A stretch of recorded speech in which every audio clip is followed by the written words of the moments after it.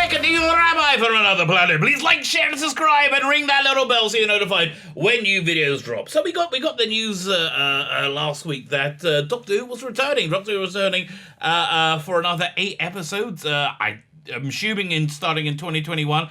I actually wouldn't be surprised if they're going to break that over 2 years. I really don't know. I don't really care, other than I have to cover it for the channel, because I've reached a point where I wouldn't be watching. I reached that point with Orphan 55. But you sadists, you utter sadists in the audience, in the chat there, want me to watch it, want me to subject myself to it. I will watch it so you don't have to. But my question I had, and the question I think is a legitimate one, is how? Like, how did this happen? Firstly, by the way, I saw the fans of this era were also complaining. I'm like, guys, I think you should be insanely grateful for getting an 8-episode season. I'm amazed. Look, honestly, I think that's one of the most impressive things that Chris Chibnall's done to me, has been able to pull that out. I find that reasonably impressive. But I find it just amazing that they're like, that thing that failed completely. That thing that has just been an utter failure. Let's do more of that. Let's have another 8 episodes of that. So you listen. What we're gonna see is I can't even if it's really good.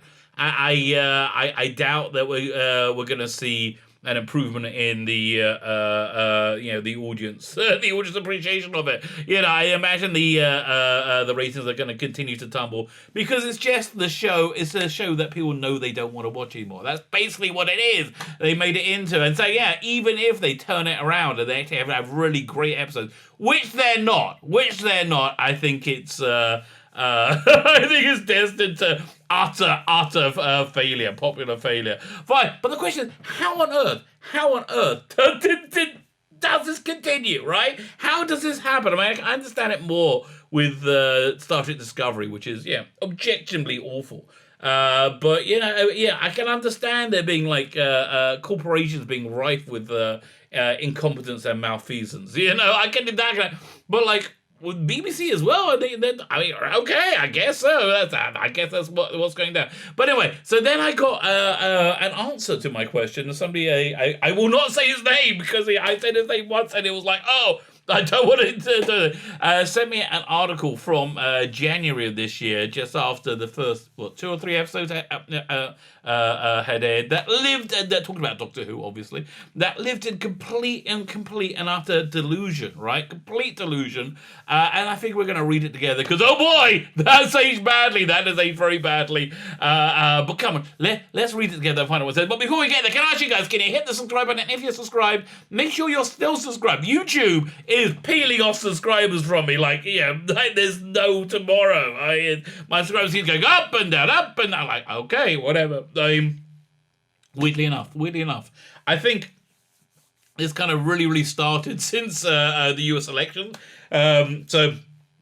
Okay, whatever's going on with that algorithm, that's fine, I guess. But anyway, if you're subscribed, make sure you're still subscribed. If you're not subscribed, if you consider hitting the subscribe button, that'd be really nice. If you subscribe, of course, you can enter my weekly competitions. The prize this week is the Mummy DVD collection. You get the Mummy and the Mummy Returns. There's a Brendan Fraser version, Rachel Weisz, a whole bunch of good people in there. I kind of like those movies. I do like those movies, but they can be yours. All you're going to need to do is subscribe to the channel, and make sure you're still subscribed. Subscribe to the channel, and in the comments leave the hashtag Imhotep, which was the name of the mummy. Go check the video notes below. It will tell you everything you need to know to enter the competition. The prize will be given out on the 22nd this month, when I'm on the TARDIS Zone. We're doing a watch along of some Martha Jones, David Tennant episode after Lazarus Experiment, which is what we're watching tonight. Okay, so there you go. I have to say my Doctor Who street cred just crashed. I don't know off the top of my head what's the episode after the Lazarus Experiment. I don't know. I can't remember. Fine, let's look at this article. Again, this article is from The Guardian, so take that as you will, and it's from January 8th, which means the Timeless Children hadn't happened yet, right? It hadn't exploded and destroyed, just shattered fandom and made most people hate Doctor Who, right? Actually, it wasn't Timeless Children that made most people hate Doctor Who. That's what made most fans hate Doctor Who. I think it was The Jodie Whittaker, Chris Chibnall, Doctor Who. Honestly, if you're going to, like for some reason write a character to be an utter moron, like an utter doofus, do yourself a favor and don't make that character condescending as well. That creates, as Davros said in the wonderful, was it Revelation of the Daleks? That will create consumer resistance. Consumer resistance, and oh boy, it's a consumer resisting it. Fine. So let's look at this article that lives in delusion that I think allowed this insanity to continue. It's one of the things, anyway. Too woke? Nope. Doctor Who is more offensive than ever.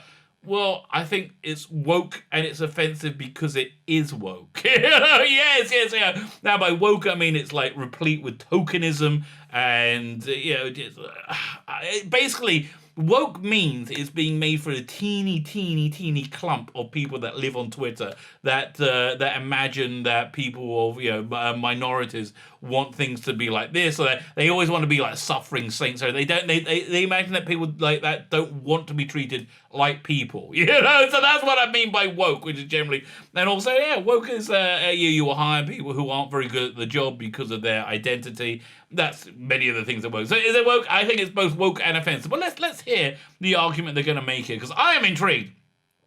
Since returning with a female doctor, the sci-fi smash, not sci-fi smash anymore, no, sorry, no, don't call it that, it's a sci-fi disappointment, has been accused of political correctness. It's not been it's like accusing the sky of being blue. Like, no, it is, okay? And I understand the people who love identity politics want to say, no, nothing to see here, no political correctness, everything is just groovy, because they don't want to have to deal with that, that reality, I think.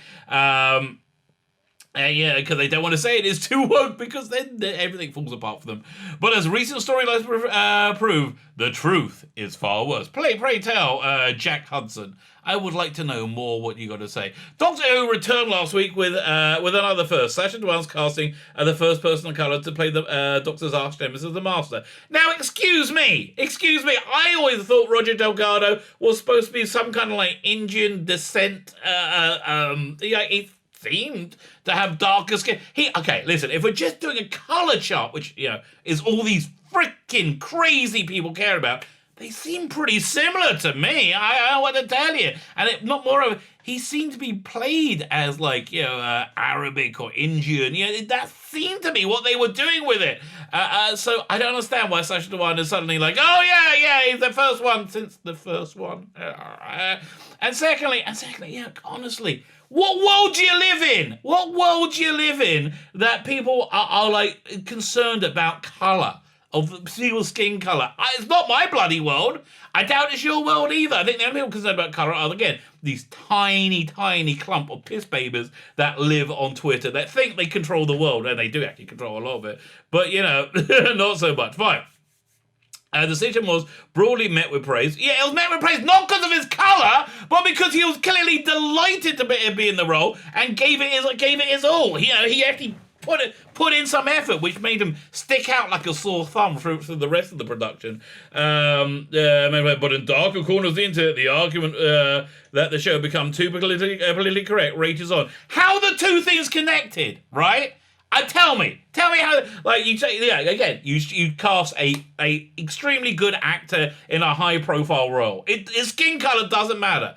Yes, it is too PC because probably you hired him because of his skin color, which is, I just think, offensive. I think it's offensively disgusting. 2PC has become the familiar jibe levelled at the sci-fi hit since 2018 when Jodie Whittaker became the 13th Doctor and new showrunner Chris Chibnall took up the mantle. Yes, nothing to do with the gender of the person playing the Doctor. We were all on board for it, right? We were all totally on board for it. I think mostly on board for it, and then they just made boring crap that lectured you it with an insane agenda that didn't connect to most human beings. Most human beings generally see gender as not being mutable. They're okay if it is mutable in other people, but generally see gender and sexuality as not being mutable, rather a vitally important part, cornerstone of one's self-identity. It's utterly bonkers to pretend anything other. So that's what I mean about being too woke. Remember when she met the that's the one with the little space bunny that was eating the ship, and they had a race where boys gave birth to boys and girls gave birth to girls. I don't know. It was just stupid. It was just stupid. And it's stupid and boring. How do you know it's stupid and boring? Because you're watching Chris Chibnall, Doctor Who. As well as the first woman to play the title role, the first to feature BAME companions. No! Shut up! What? BAME companion? What about Martha? What are you talking about? It's insane. I mean, the ignorance, the absolute ignorance that's dripping out of this is just freaking insane. What about, what's her name? Capaldi's companion last season. Like, what the hell?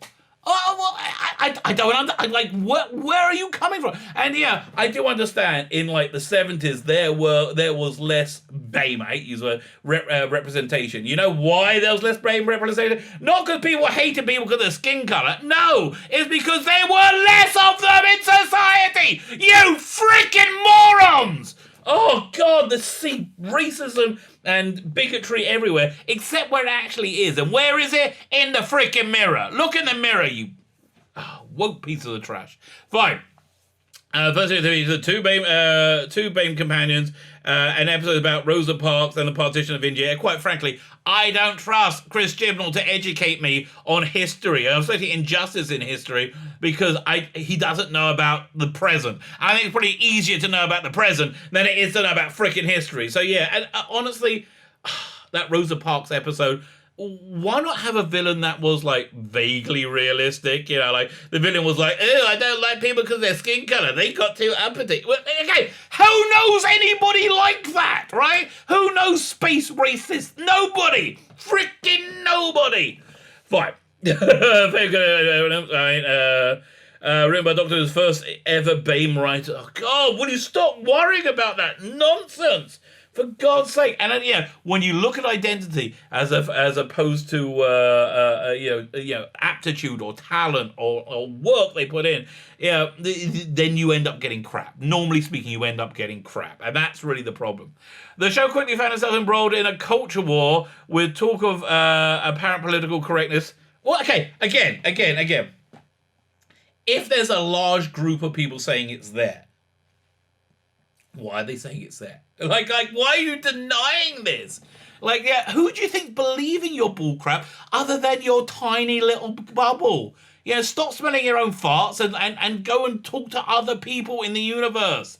Oh God, I hate these people. We keep going with hashtag not my doctor. I don't really. I can listen. I can understand that. For me, the doctor has to be a intellectual giant and a moral giant, and Jodie Whittaker is Doctor Who is neither, right? She plays it as an idiot who's a moral conformist. You know, I don't know. So yeah, for me, I agree with the sentence, but apparently some people, and I honestly never saw it, who used that. Also, you said racist stuff too. Okay. But again, never used it. But anyway, because some people used it, it allowed bigots that live on the internet to start a hate group and target anyway. And it doesn't matter if you use that hashtag or not. You were called one of those things. They call you an MD because they're bigots. Because there is no difference between them and any other bigot in history. And they all, just like every other bigot in history, they say, no, we're doing it. We're doing it because you're bad people and we're good people. Yeah, okay, fine, right. Keep telling yourself that.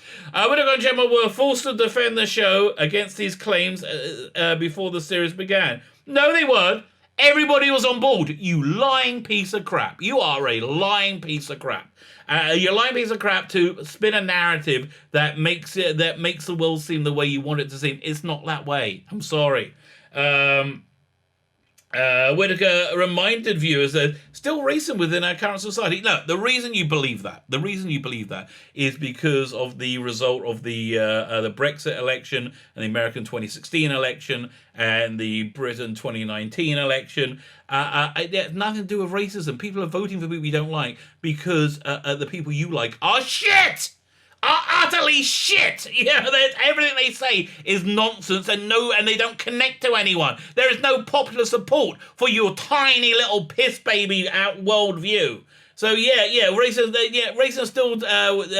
still racism within our current society. Yes, there is still. Yeah, I agree with you. Mostly with people like this. Honestly,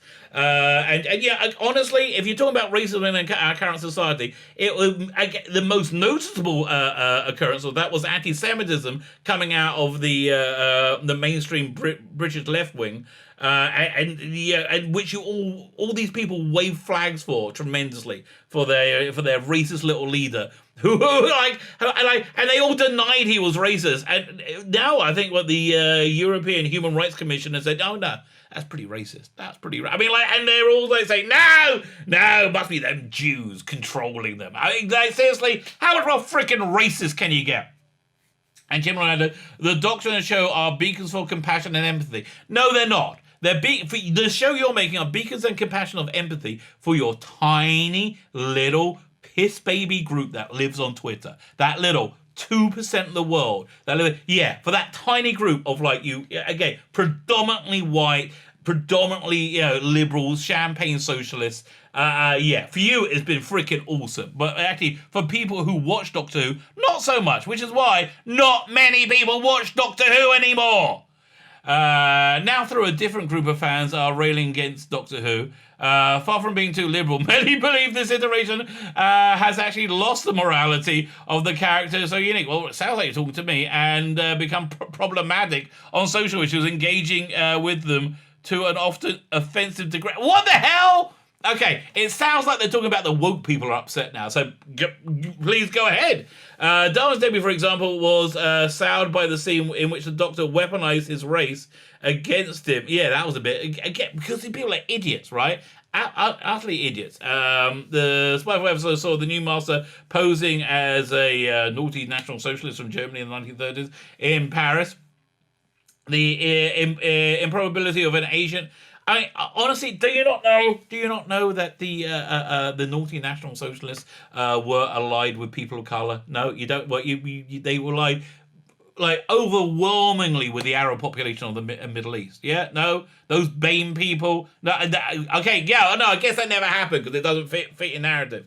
Being able to was explained a perception filter, the device commonly used in the Whovian universe. That calls people to see other things. So when the Doctor escaped the Master, framing him as a British double agent, then jamming his filter, leaving him open to retribution, and the racism of the Yazis. You're a more again. He could say, "Oh, I'm one of your, one of your many Arab allies." Honestly, I don't want to rain in your parade. I don't want to rain in your parade, but. Aren't the Japanese considered Asian?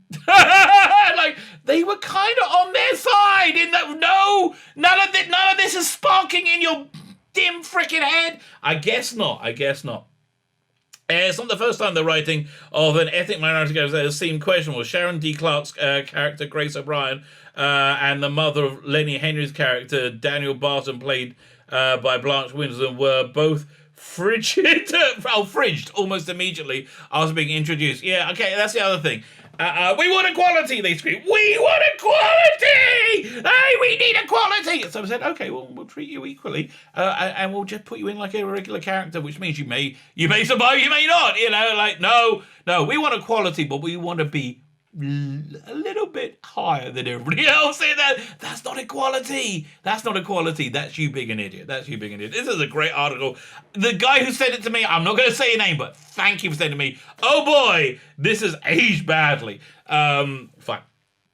Fridged immediately upon him being introduced. So the worst offence of that was the guy who screamed that he was gay just before being exterminated. Oh, my boyfriend will be upset.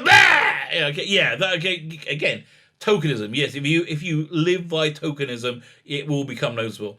Henry also spoken about the limitations of Doctor. Who's Henry? Well, did I miss something? I don't know who Henry is. Has also spoken about the limitations of Doctor Who in diversity in radio interview in December. Who is this? Oh, Lenny Henry. Yeah, broadcast when he an appearance in the New Year's special.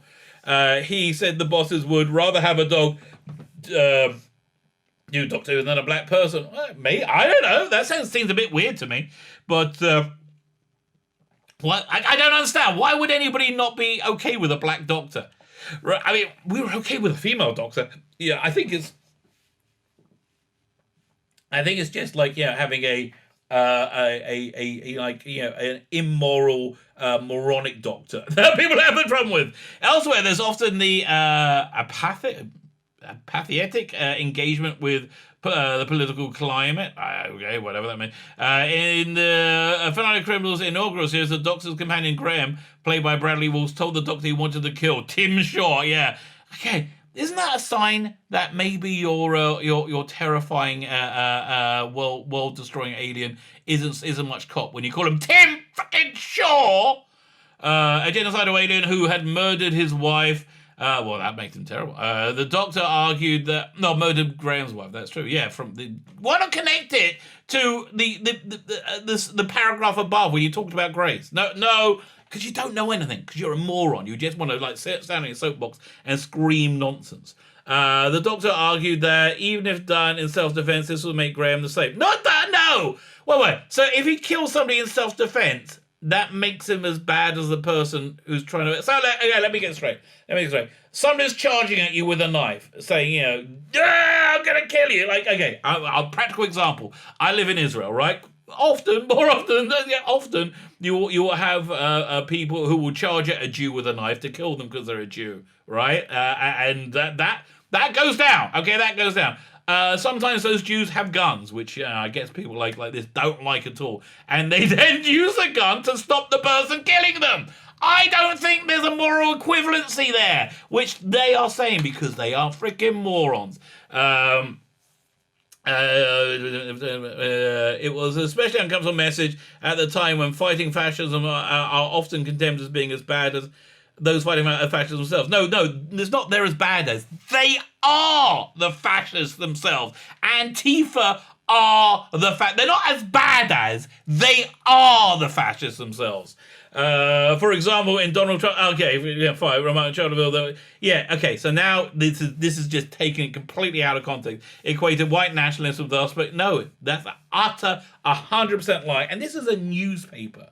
That's an utter lie. And again, there's plenty to criticize the President of the United States about. There is plenty to criticize him about. Why do you have to make stuff up? He specifically condemned white supremacy in the same freaking speech. But no, don't stop a bigot when a bigot gets going.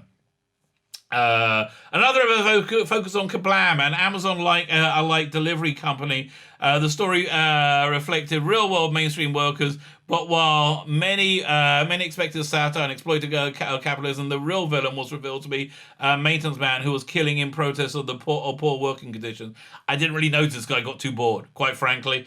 This led to the Doctor claim that systems aren't the problem, just people who use and exploit the system, thus refusing to engage in real-world suffering. Oh, God. I mean, look at that face, really?